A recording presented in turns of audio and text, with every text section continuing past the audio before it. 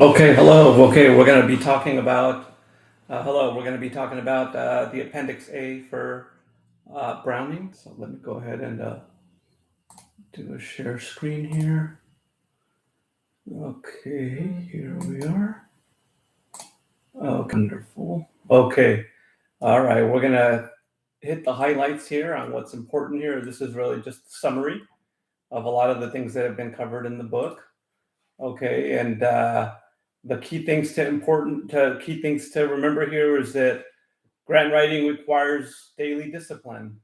What exactly does that mean? Well, that's what we're going to be talking about. But for sure, paying close attention to doing something related to grants each and every day, and small habits create long-term success, right? Particularly in terms of getting into the grant ecosystem and having a system for how you search for grants and how you apply for grants. And then we're going to talk about some tips. Okay.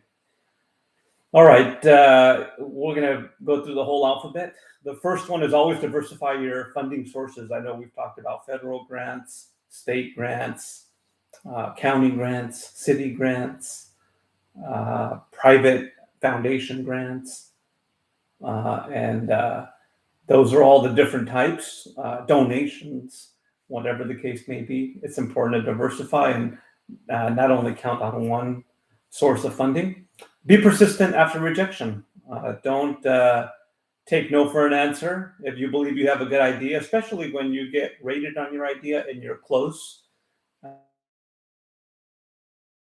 look for the next funding cycle for that grant, or look for another grant, modify, tweak your idea, and send it back in. If it's a good idea, it's going to be a good idea. And if someone doesn't think it's a good idea enough to get funded, doesn't mean that everybody will not think that. There'll be other funding sources. Communicate with your partners, particularly those that are, if you're in the school, the partners, the community, the nonprofit organizations that serve and that work with your school, any different parent groups or community groups. Those are all important to stay in communication with. Develop a tracking system, tracking what funds are coming in, what funds you're inquiring on, what funds you're applying to, and particularly what funds are in the pipeline, which ones have you submitted, and what dates are you waiting to hear back on those grants, and perhaps which ones are in the horizon, which ones are you going to be applying to, and when the deadlines are and the amounts. Okay. And also enlisting a grant team, as I said earlier, you need minimum, I say 3 people. Sometimes you can go with 2, but really 3. You need somebody who's going to be looking at the finances, and someone who's going to be looking at the grant organization, and then somebody who's going to be writing, directing, and leading that grant effort and that grant team. Finding mailing lists, and I don't know if you call it mailing list anymore as much as sort of listservs now on the internet, because everything is more as much as sort of listservs now on the internet, because everything is so digitized. We don't have like physical mailing lists anymore, but listservs. Every time you apply for a grant, if whatever site it is, whoever the agency is, if they have a listserv, make sure you get on that listserv. And again, you're entering and establishing yourself within this grant ecosystem. Give teams copies of your submission, particularly obviously the leadership and also the people that are primarily responsible for having to do with some grant writing. And the reason it's important that they have copies is because it is important that they see what the final product looks like, that you want them to be able to envision a final product. And by looking at that final product, you're envisioning a final product, because in a team, you're always developing your skills. Everybody in the team, with every grant, you should be getting a little bit better. And looking at that final submission, maybe even being able to critique that final, submission. I've sometimes have gotten funding for grants I thought were actually not that well written, to be honest. And somebody did, they funded them. And other times I thought they were amazingly written and they didn't get funded. So you never know, but from every grant, you should be learning something.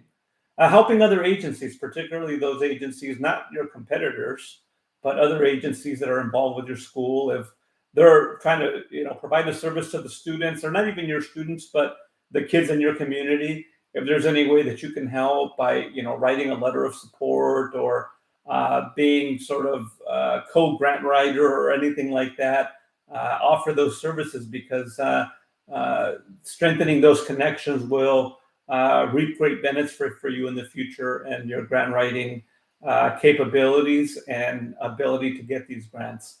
Implement the grant management system. This is really, as you're writing the grant, right? There's so many different components of the grant. Having some sort of management system that tells you where you are on every portion, the narrative, the budget, the work plan, the logic model. Where are you with those pieces? Who's responsible? Where are you? When are those going to be completed? And justifying time for grant work, whether it's with your principal, your superintendent. This really does take a lot of time, and you should be rewarded with given some time off, or given dedicated time to be able to do this work and to pursue this work. Okay. Keep trying again. Keep trying in terms of, don't accept rejection.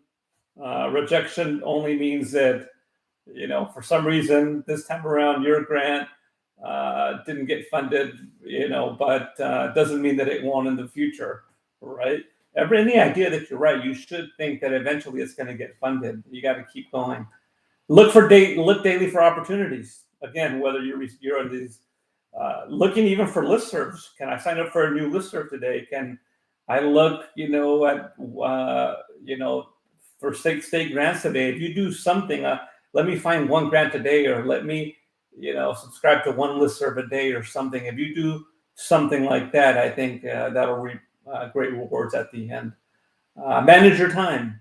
Make sure that you document your time, how much time you're spending on this, and managing it so that, sometimes when you have a deadline, you have no choice but to you kind of work around the clock in writing these grants, but trying to do a little bit each day. If you have maybe 4 or 5 weeks to do the grant, so that you don't do it all in once and maybe get burned out. Never share drafts prematurely, particularly with people who are not part of your team, right? People sometimes, you get funded and they want to see your draft because they want to apply and get the same money. You got to be really careful with that. That is your intellectual property, right? When you write this, and if you write it for the school and they pay you or they provide time, that becomes the intellectual property of the school now. But if you write it on your own time, it is your intellectual property, right? And you're just essentially giving away your intellectual property when you share with maybe competitors that aren't sort of looking out for your best interest, or aren't part of what you need to do for your mission and satisfying the needs of your school or your district. And opportunities exist every day. What can you do each and every day to, look for a grant, or apply for a grant, or reach out to partners, or anything of that nature. Okay. Package the applications correctly, again, in the right order. Not necessarily, we don't really send a lot of applications hard copy anymore. It's pretty rare that you send a application hard copy. In fact, most of it, everybody's going to some sort of grant submission system, right? And so that's really more sort of the trend. And so making sure that all the documents that they want are there, that they're labeled correctly, that they're ordered correctly. All of those things are very, very important. And quickly reuse boilerplate text. Sometimes the narrative questions could be the same across multiple grants. Sometimes they change a little bit in size and scope a little bit. But a lot of times when you have that data, the general data about the mission and vision of your school, some of those you could reuse for other grants. And so all of these things that you have, like the resumes of the staff people that are going to be involved, or things like that, people's salaries, those type of things. Those are the things that you have to be able to put into a boilerplate that you can use over and over, and be ready to deploy when a new grant opportunity presents itself. Reiterate the needs with leadership, right? The need for grant writing, especially, there's no better way to reiterate the need than getting a grant. I mean, once you get a grant, everybody automatically realizes how important it is and how important your position is as a grant writer and how important grant writing is for the school. Stay aligned to school improvement plans, right? What you're applying to, does it fit into what you're looking for? If it doesn't, then you're going to need to be able to justify that, because sometimes there are opportunities that are outside of your scope. You got to sort of think about whether you want to apply for those opportunities. And we've applied for sometimes opportunities that are outside of our scope, and eventually we end up with something very, very different. We use it. Sometimes we don't get to utilize the whole thing, but it does provide some complications. And take pride in grant writing, and especially getting grants and serving your community, serving your school is something really to be prideful of. Use technology for searches, search engines, AI. Use AI and to help you find grants that are going to align with your mission.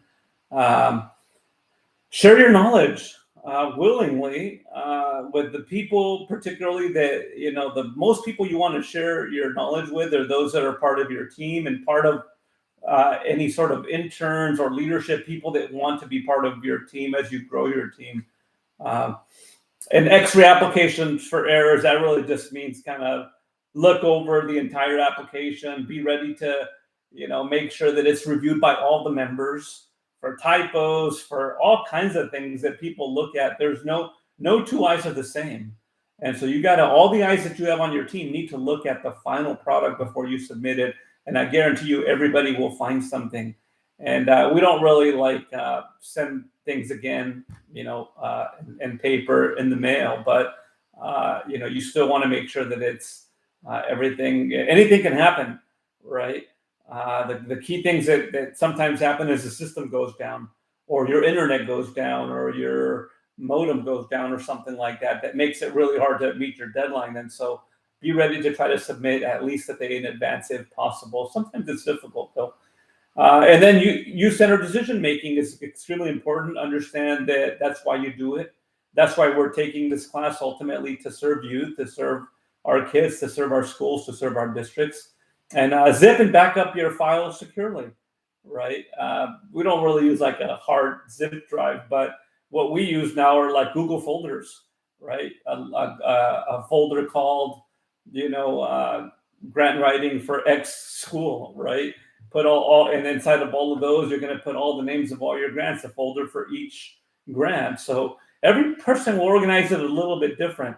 We tend to organize things by year, because we tend to remember, when did we apply for that grant? It was in 2003, 2022, 2020. And we're able to generally, that's our organization system. Ours is by year. So for, 1 year, 2025, if you go into that folder, you'll see all the grants that we wrote. You'll see sort of what the names of them are, et cetera, by year. Okay. All right. And so just for final reflection, what habits are strongest for you? Which ones need to be developed more? And how will you really institutionalize these tips as you really, hopefully taking this course to prepare yourself to be the grant writer for your school or your district, and be able to do those important services to serve your community. So thank you very much.